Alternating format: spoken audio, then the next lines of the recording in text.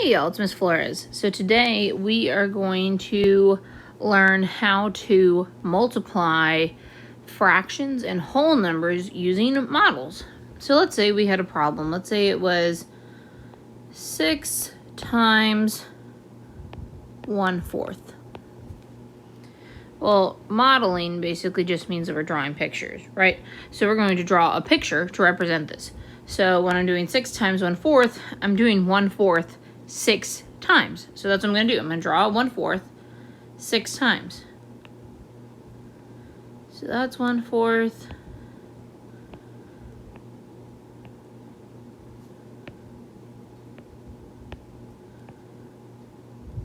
Three,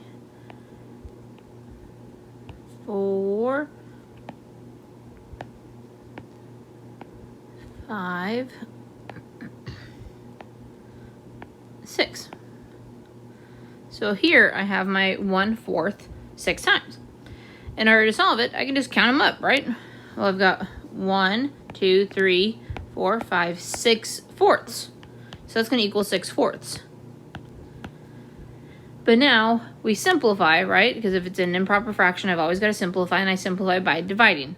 So 6 fourths would be simplified by doing 6 divided by 4. Right? 4 goes into 6 one time. 1 times 4 is 4. Subtracting, we get 2. So since 4 went into 6 one whole time, 1 is my whole number. My remainder, 2, is my new numerator. 4 that was my denominator stays my denominator, which means that 6 fourths becomes 1 whole and then 2 fourths. We can also simplify our 2 fourths, right? Because 2 and 4 are both even. They can both be divided by 2. So that means 2 divided by 2 is 1. 4 divided by 2 is 2. Which means that my final answer would be 1 1/2. So we're basically, when we are modeling our multiplication of whole numbers and fractions, I'm basically just doing repeated addition, but with fractions. Because I'm just showing my fraction however many times I'm multiplying it by. Let's try another one. Let's say we've got 5/6 sixths times 3. And we don't always have to draw these as circles, right? We can draw them as squares, rectangles, however you want. So 5/6 times 3. That means I'm going to do 5/6 3 times. So let's do that. I can do rectangles and split them up into sixths. So 5/6 would be 5 of those pieces, right? And then I'm doing that 3 times.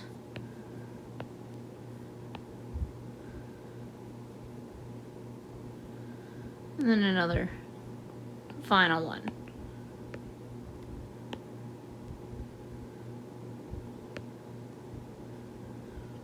All right, so here I have my model for 5/6 times 3.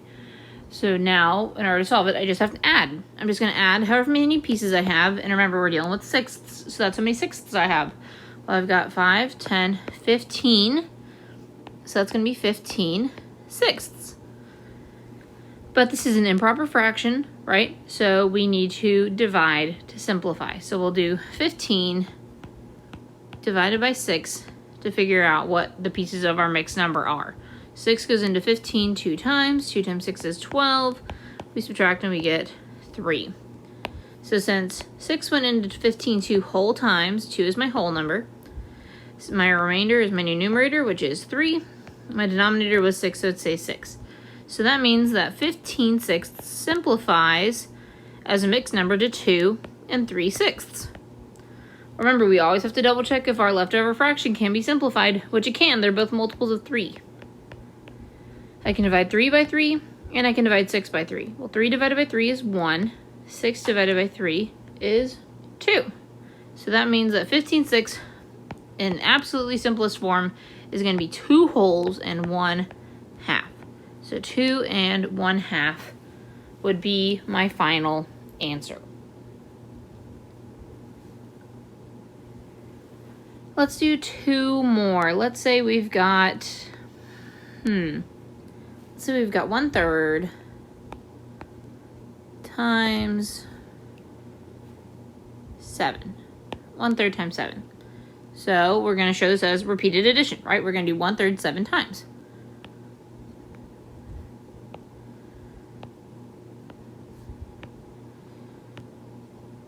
Let me just draw my thirds first, and then I'll go back and shade them in.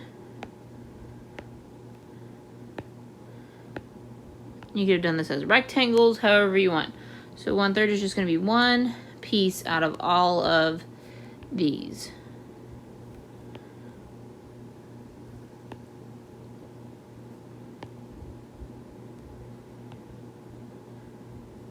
All right, so here is my 1/3 7 times.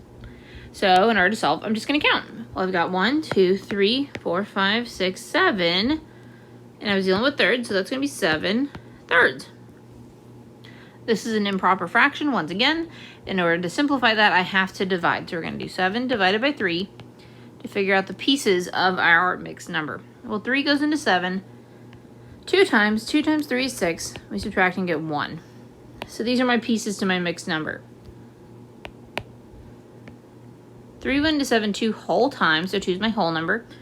My numerator is my remainder, and then my denominator was 3, so it stays 3. Which means that 7 thirds becomes 2 1/3. Can I simplify my leftover fraction? Nope, because it's got 1 as a numerator.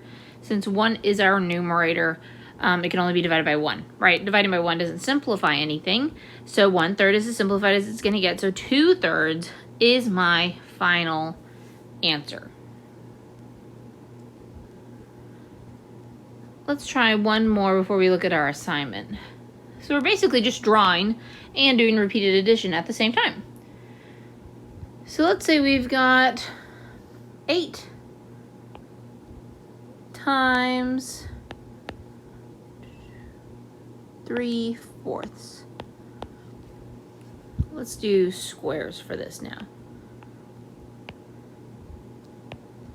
So you can do squares, circles, whatever you want to draw for your models, as long as it's got the correct number of pieces. It can be whatever shape you want. Most of the time, our fractions are represented in either rectangles, squares, or circles. All right, so here are my 8 groups, and I'm going to color 3/4 in on each of them.